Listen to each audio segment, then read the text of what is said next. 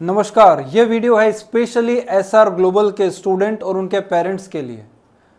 हम शुक्रगुजार हैं एसआर ग्लोबल के चेयरमैन, शिक्षाविद और सदस्य विधान परिषद श्री पवन जी चौहान के, जिन्होंने हमें मौका दिया कि हम एसआर ग्लोबल के स्टूडेंट और पेरेंट्स के बीच ऐसे कोर्सेज और ऐसे टूल्स की जानकारी शेयर कर सकें जो न केवल आपके बच्चों के भविष्य को सुनहरा बना सकते हैं बल्कि बच्चों के व्यक्तित्व विकास में बहुत ज़्यादा हेल्पफुल हो सकते हैं।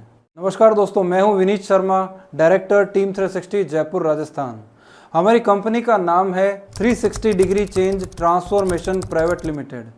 हम पिछले 11 वर्षों से देश विदेश की 450 से अधिक स्कूलों में अमेजिंग और यूनिक वर्कशॉप्स बच्चों को प्रोवाइड करवा रहे हैं, जिसके परिणाम वाकई बहुत ही अमेजिंग और सकारात्मक रहे हैं। अगर देखा जाए तो टीम 360 के यूट्यूब चैनल पर लगभग 1700 वीडियोस आपको देखने को मिलेंगे जो कि सक्सेसफुल स्कूल के वर्कशॉप और सेमिनार्स के हैं।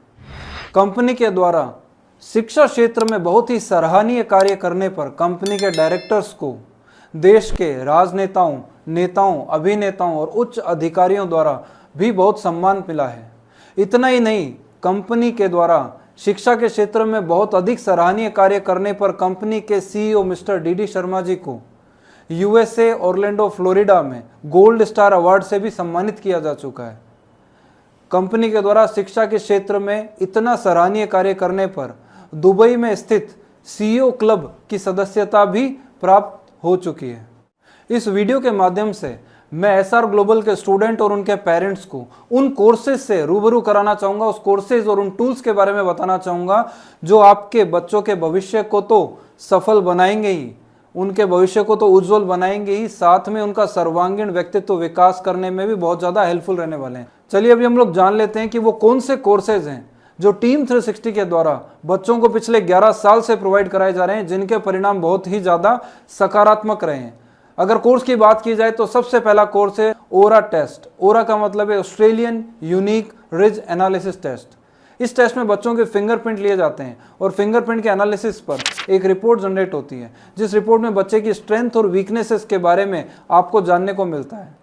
इतना ही नहीं, बच्चे की जन्मजात प्रतिभाएं, यानी बच्चा माँ के पेट से क्या क्वालिटी लेकर पैदा हुआ है, उस बच्चे को किस फील्ड में डाला जाए जिसमें वो सबसे ज़्यादा एक्सेल कर सकता है, इसके बारे में पता लगता है। बच्चों के ब्रेन के बारे में, लेफ्ट और राइट ब्रेन में से कौन सा ब्रेन ज़्यादा डोमिनेटिंग है, इसके बारे में हमें जानकारी मिलती है। यानी कि लेफ्ट ब्रेन जिन बच्चों का डोमिनेटिंग होता है वो बच्चे पढ़ाई करके अपनी ज़िंदगी में आगे बढ़ते हैं या करियर बनाते हैं।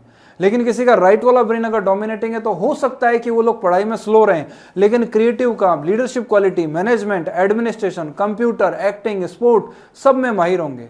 अब डॉक्टर्स और साइंटिस्ट की ऐसी रिसर्च है कि हमारे दोनों ब्रेन के बीच में 7% से ज़्यादा फर्क नहीं होना चाहिए। अगर होता है तो आप और हम लोग ये नहीं कह सकते कि बच्चों के ब्रेन बैलेंस वर्क कर रहे हैं, बीमारी जैसा कुछ नहीं। लेकिन दोनों में से जो भी ब्रेन ज़्यादा डोमिनेटिंग होगा उसके पढ़ने का स्टाइल अलग होता है। किसी का लेफ्ट वाला ब्रेन डोमिनेटिंग है तो बच्चे 3 तरह से पढ़ते हैं, या तो उन्हें देखा हुआ बहुत याद रहता है, या सुना हुआ बहुत याद रखते हैं, या बोल बोल के या लिख लिख कर याद करते हैं। अब हमारे पास 3 रास्ते हैं, देखना, सुनना, लिखना। तीनों में से जो रास्ता बच्चा माँ के पेट से स्ट्रॉन्ग लेकर पैदा हुआ है, अगर उस लर्निंग पैटर्न से बच्चे को पढ़ाया जाए तो जो क्वेश्चन का आंसर याद करने में बच्चे को 2 घंटे लगते हैं उसी को वो आधे घंटे में करते हैं और लंबे टाइम तक याद रख पाते हैं। उसके अलावा बच्चे की 8 तरह की मल्टीपल इंटेलिजेंस के बारे में हमें जानकारी मिलती है। बच्चा अकेला रहना पसंद करता है या लोगों के साथ मिक्सअप हो जाता है, उसका लॉजिकल पावर बहुत अच्छा है या उसको देखा हुआ याद रहता है, वो घर के काम में बहुत आलस करते हैं या बाहर के काम में आलस करते हैं, उनकी लैंग्वेज में कैसी पकड़ है, Hindi, English, Sanskrit, foreign language, music में कितना इंटरेस्ट है, उनका नेचर के प्रति कितना लगाव है, या क्वेश्चन के आंसर को मीनिंगफुल फॉर्मेट में ड्रॉ करके याद करना पसंद करते हैं। जो भी ब्रेन की टेंडेंसी है वो क्लियरली रिपोर्ट में दिखाई पड़ती है। 4 तरह के पिलर्स आते हैं। बच्चे का आईक्यू लेवल, पढ़ाई के अलावा अदर एक्टिविटी में उसकी कैचिंग पावर कैसी है, इमोशनली कितना स्ट्रॉन्ग है, मम्मी पापा ने डांट दिया तो बच्चा बात को मन में रखता है, रोने लग जाता है, रोता नहीं है, गुस्सा करता है, रूम बंद कर लेता है, और भी नेगेटिव थॉट्स उस बच्चे के दिमाग में आते हैं, रिपोर्ट में आएगा। न केवल आएगा बल्कि इसकी रेमेडीज आएंगी जो हम आपको बताएंगे। क्रिएटिविटी क्वेश्चन आएगा, बच्चा कितना रचनात्मक है। एडवर्सिटी क्वेश्चन आता है, बच्चा एग्जाम में पूरी तैयारी पर एग्जाम नजदीक आने पे घबराना, पैनिक करना, डर जाना, बीमार होना, स्टेज पे जाने से डरना, अनजान लोगों से बात करने में घबराना। अगर ऐसा कुछ भी है तो रिपोर्ट में आएगा। न केवल आएगा बल्कि इसकी रेमेडीज भी दी हुई आएंगी। ओवरऑल रिपोर्ट की स्ट्रेंथ और वीकनेसेस के आधार पर हमें करियर के बारे में पता लगता है कि बच्चों को किस फील्ड में डाला जाए जिसमें सबसे ज़्यादा आगे बढ़ सकते हैं। एग्जाम्पल के लिए जैसे बच्चों को अगर एमबीए कराना है तो एमबीए भी बहुत तरह के हैं, एचआर में, फाइनेंस का, मार्केटिंग का, टूरिज्म का, मटेरियल का, बहुत सारे हैं। हम किस पर्टिकुलर फील्ड में एमबीए कराएं ये तक हमें रिपोर्ट सजेस्ट करती है। इंजीनियरिंग कराएं तो बहुत तरह की इंजीनियरिंग है, पर्टिकुलर किस में जाना चाहिए। अगर सीएस कर सकते हैं, आईसीडब्ल्यू करेंगे, आईएएस बन सकते हैं, आईपीएस बन सकते हैं, पॉलिटिक्स में जा सकते हैं, जो भी होगा उस टेस्ट के अंदर दिया हुआ आता है।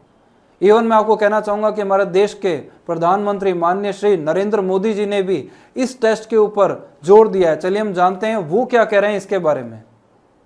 एप्टीट्यूड टेस्ट, इसका एक प्लेटफॉर्म खड़ा किया जा सकता है क्या? चलिए वो बोल देंगे। और माँ बाप बच्चे के जन्म से लेकर के उसकी आदतों के संबंध में उसके अंदर डिटेल भरते चले और सॉफ्टवेयर एनालिसिस करें और बताएं कि भाई ये बच्चा आपका इस प्रकार का बिहेवियर करता है, मतलब ये इसके अंदर इनहेरेंट क्वालिटी पड़ी है, इनहेरेंट टैलेंट पड़ी है।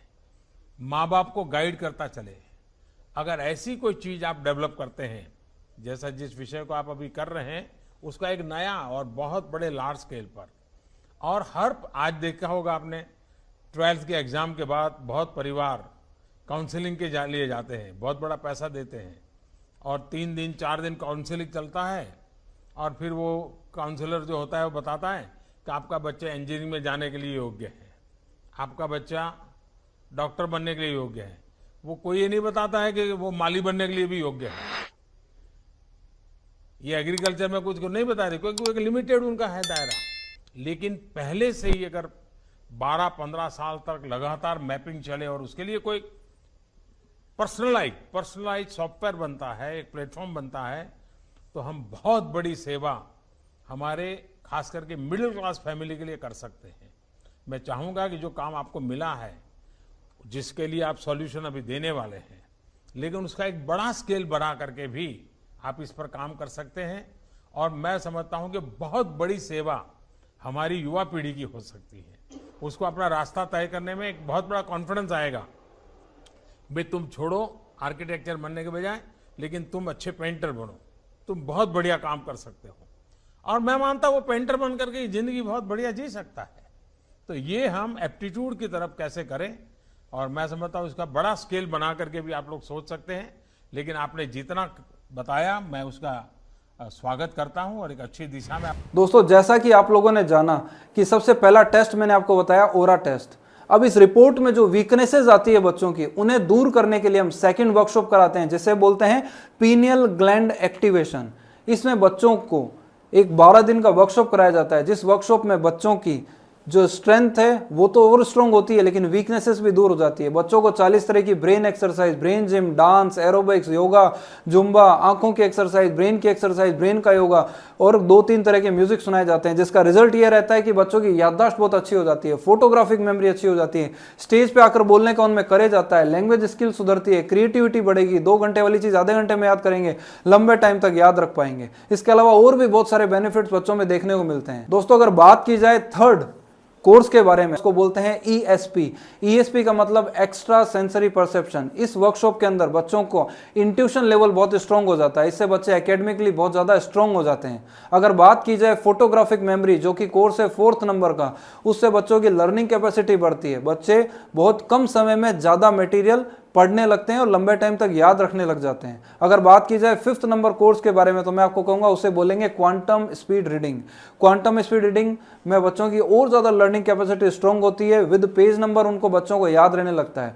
अगर बात कर लें अगले वर्कशॉप की, तो वर्कशॉप है जिसको हम बोलेंगे 6th नंबर पे डायनामिक मेमोरी वर्कशॉप। ये वर्कशॉप बहुत अमेजिंग वर्कशॉप है। इस वर्कशॉप में बच्चों को ऐसी टेक्निक सिखाई जाती है जिस टेक्निक से वो कोई भी तरह का स्टडी मटेरियल बहुत आसानी से याद कर सकते हैं। उन्हें ऐसी ऐसी टेक्निक सीखने को मिलती है, जैसे dictionary, periodic table, science information, mathematics के फॉर्मूले, फिजिक्स के फॉर्मूले, केमिस्ट्री की इक्वेशन, लॉन्ग पैराग्राफ, बड़े आंसर, ज्योग्राफी का मैप, हिस्ट्री की डेट, कौन से देश की कौन सी कैपिटल है, कहाँ की कौन सी करेंसी है, कहाँ कौन सी भाषा बोली जाती है, भारत के संविधान के 450 article, income tax section, IPC की धाराएं, कौन सी रिवर कहाँ है, कौन सा डैम कहाँ है, या लोकसभा विधानसभा की सीटें कहाँ की थी। इसके अलावा कोई भी ऐसा मटेरियल जो बच्चों के कोर्स से रिलेटेड है, स्कूल से रिलेटेड है, वो तक बच्चों को कराया जाता है।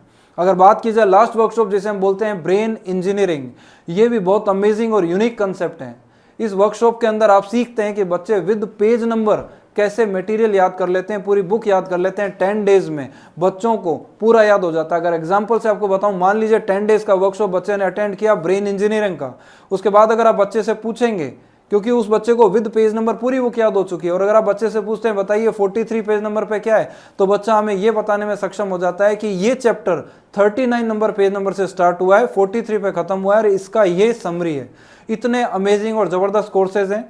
मैं आप सभी लोगों से आग्रह करना चाहूंगा कि इस वीडियो के जरिए मैं आपको शॉर्ट में मैंने आपको सब जानकारी दी। अगर आप भी एसआर ग्लोबल में पढ़ते हैं और अगर आप पेरेंट्स अपने बच्चों को ये कोर्स करवाना चाहते हैं, तो आप स्कूल मैनेजमेंट से कांटेक्ट कर हमारे से ये कोर्सेज सीख सकते हैं। आप स्कूल मैनेजमेंट से बात कर या स्कूल में क्लास टीचर से बात कर इस कोर्स के बारे में और अधिक जानकारी ले सकते हैं, ताकि ये कोर्सेज हम आपको स्कूल में आकर क्लासेस करवा सकें, या ऑनलाइन अगर आप करना चाहेंगे तो ऑनलाइन भी कराया जा सकता है। आप सब लोगों ने इतने ध्यान से सुना, उसके लिए थैंक यू वेरी मच। जल्द ही मुलाकात करेंगे आपसे एसआर ग्लोबल में इन सभी कोर्सेज के साथ, आप सभी पार्टिसिपेंट के साथ। Thank you very much.